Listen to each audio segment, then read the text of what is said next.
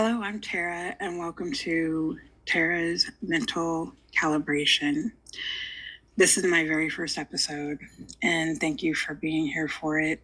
It's been really hard for me to do this podcast. I have been diagnosed with CPTSD, and for those who are not familiar, that is complex PTSD, post-traumatic stress disorder. So it has been a really long road in getting this diagnosis. It does correspond a lot. A lot of the symptoms flood into different mental disorders. I have been going to trauma therapy for some years, and I'm going to go ahead and put my disclaimer here about me not being a professional. Every time or everything that I'm saying on here is about my own experience, my own personal experience.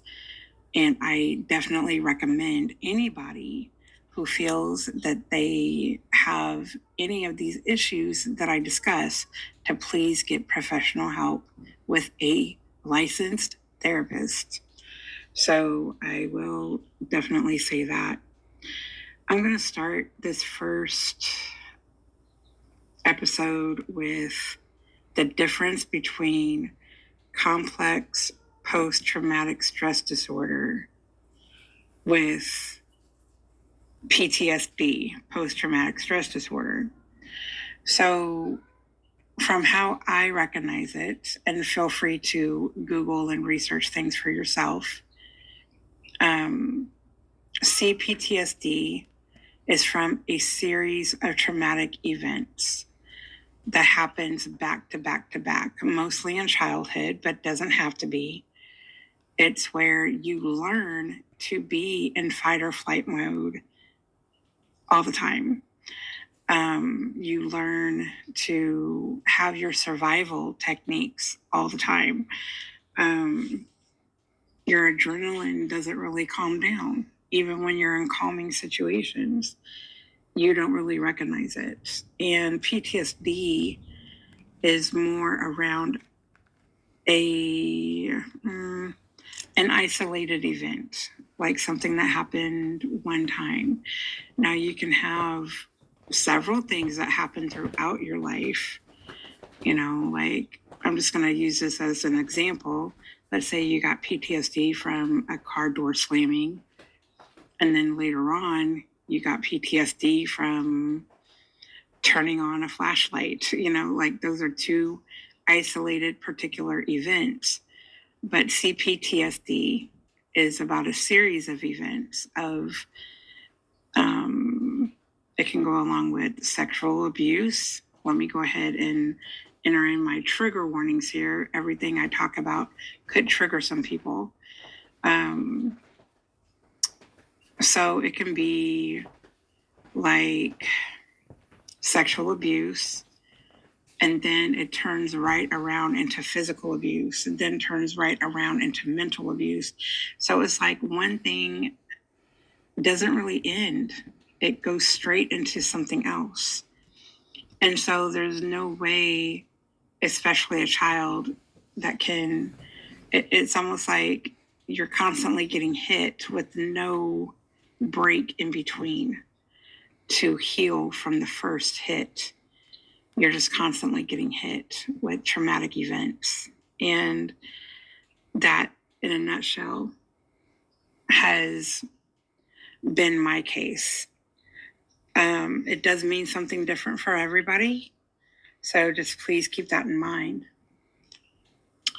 So the first thing that I want to address is why it's so difficult to speak out. This has been so triggering for me to speak out because I'm really good at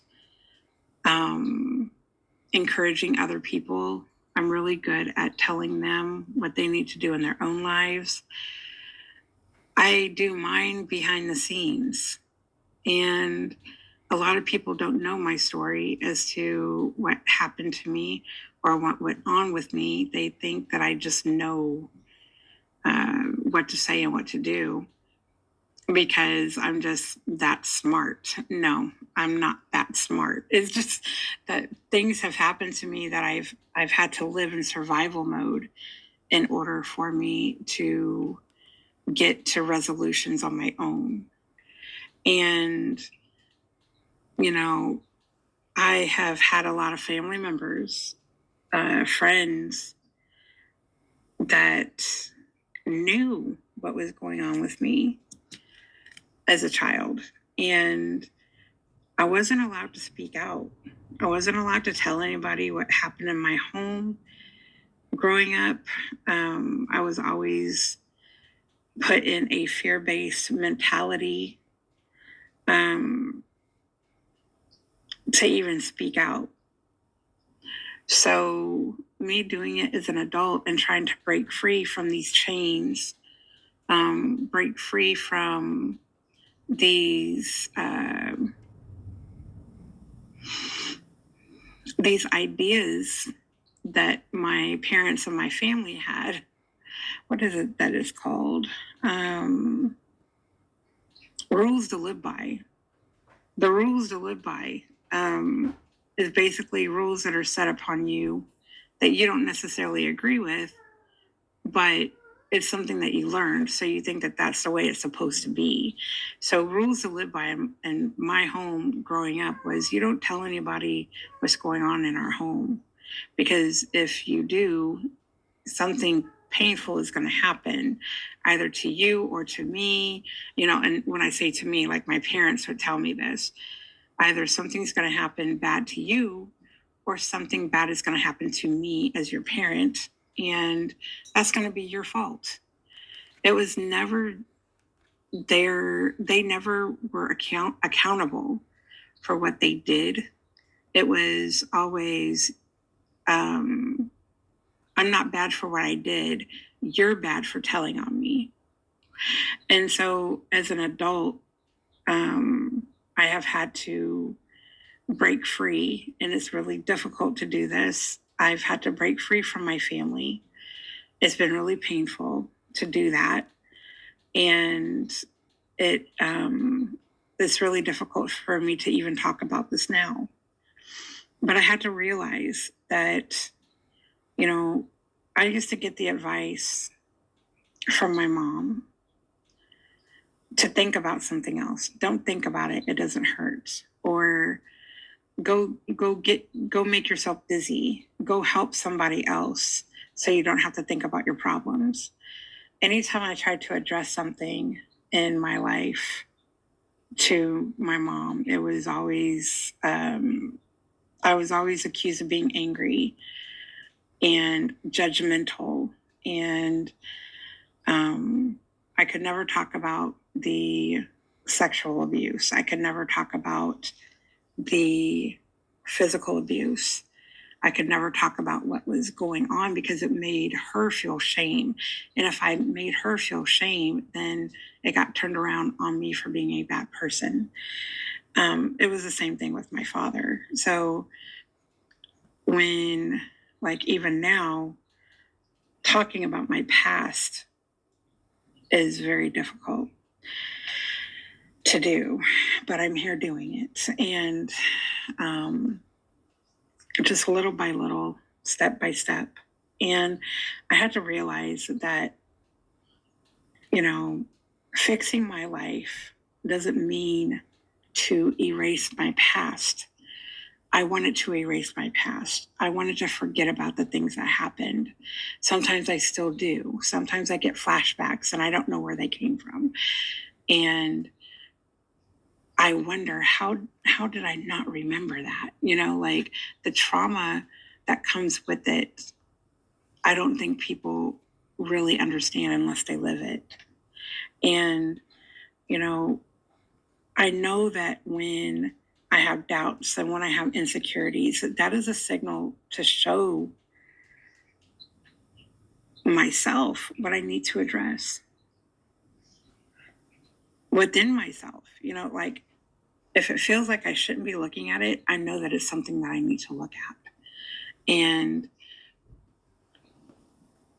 I can't communicate more on how difficult that is.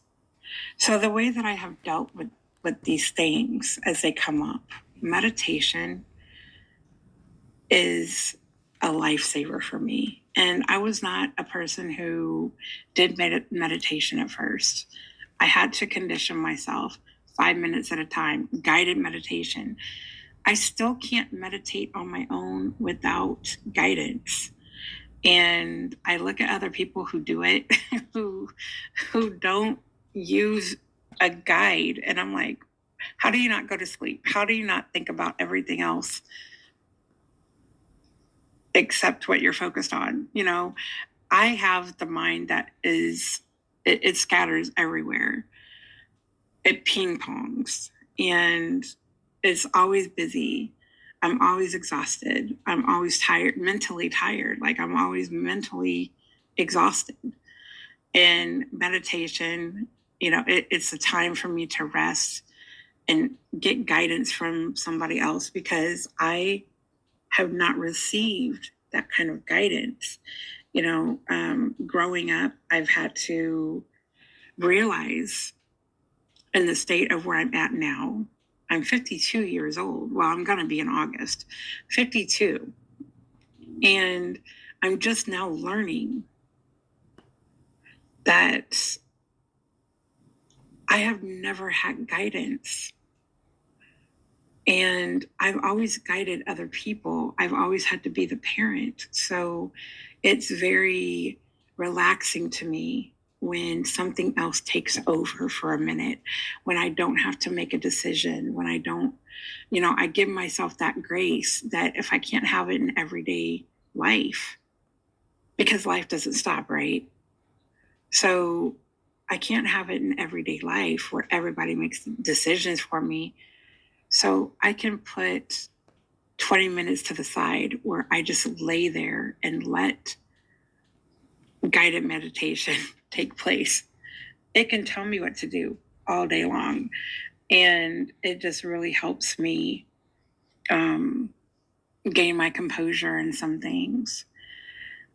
Another lifesaver for me has been walking. There's different websites for this. I'm not advertising for any of these websites or challenges, but I get these medals for walking and exercising, and you literally get a medal. Like you get like a participation accomplishment medal, and it really gives me a sense of accomplishment on doing things, because you need that in your life.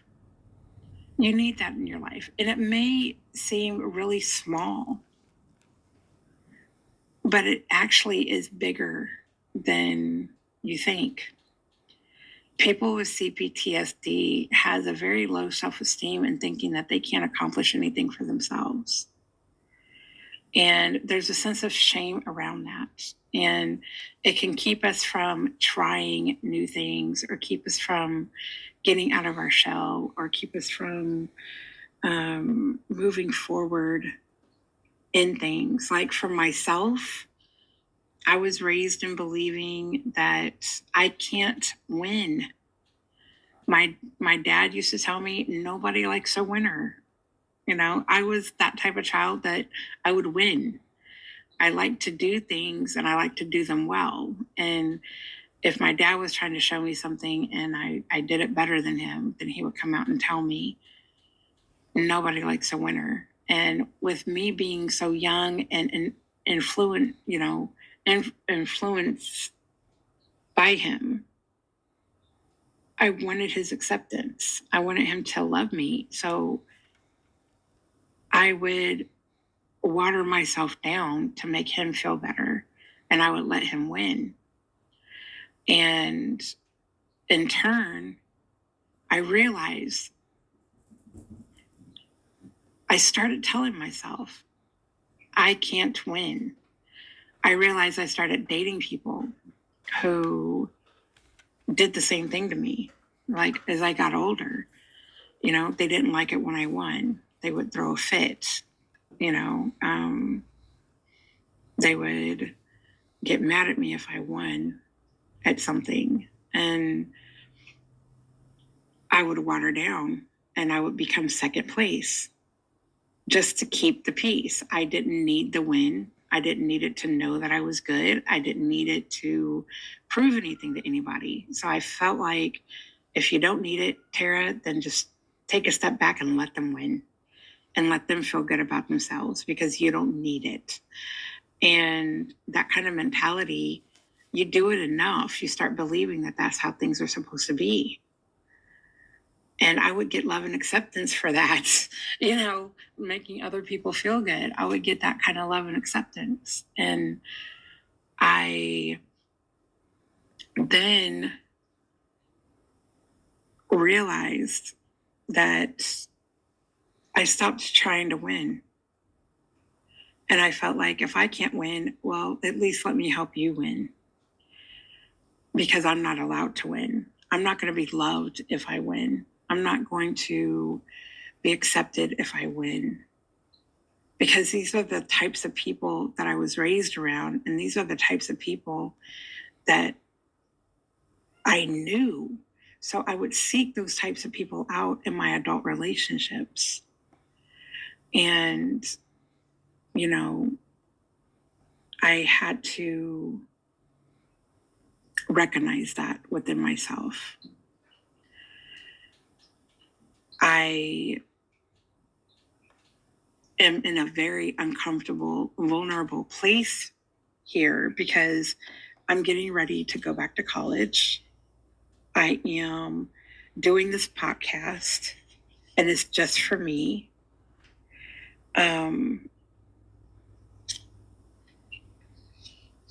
I'm doing it with no guidance, and I'm doing it with no direction. Like, even as I'm sitting here, I feel like I should be reading from a script, but I'm not. And I know that I'm already going all over the place, but you know what? That's the whole point of doing this. This is what we do. This is what we do. I felt like this was going to be very clean of me just giving guidance and saying, hey, this is what worked for me. I gave you a little bit of what worked for me, but the main part that's working for me is me exposing myself and getting familiar with exposing myself and being vulnerable, and then possibly getting comfortable with being in my true skin. I have spent a lifetime of telling people it's okay for you to be yourself. It's okay for you to do anything you want. But I have never really applied that to myself. I look great on paper, but people have no idea what's going on the inside. When I'm talking to people and I'm being harsh and telling them, you have the opportunity to do this, I'm really talking to myself. And I'm very hard on myself, actually. And I don't think people really realize that. And, it's one step at a time. It really is one step at a time. And it's very difficult to do this without feeling some kind of guilt or shame, especially from family members who don't accept what you're doing. You feel like you're leaving them behind. There's this, at least for me, I've had what you have called survivor's remorse because I'm considered the black sheep of the family. So there's a lot of people in my family who still live in the same thing that I broke away from. And, me breaking away from my family, it has taken some years. It was not a cold turkey type of thing. It was not an overnight type of thing. It was a very, very slow frame by frame by frame. Like the more that I got therapy, the more that I was in my trauma therapy, and the more that I started speaking out, and the more that I started confronting people, I even got to the point of telling them, you want to still live in that? That's fine. That's great. But don't expect me to. And I'm not going to water myself down anymore. And because of that, and of course, in the moment, they are like, oh, yeah, that's great. That's wonderful. But they slowly pulled away from me. And that showed me something. There was no support. There was no Tara, go to therapy, get better. It turned into, my own sister told me that my therapist was deranged for telling me to speak my story. Like there's so much about that has been deafening. Like the silence has been deafening. The no support has been really thick, and it's been really hard to deal with. And I have had a very hard time with that. So, what I've tried to do is give myself time. Really look at the things I enjoy to do. What kind of people do I really enjoy to be around? And also getting to know who I really am without anyone trying to influence me to stay quiet. I feel like I'm late in my life at learning this. But really, when you think about it being my story, it being my journey, it being my purpose, everything is happening when it's supposed to.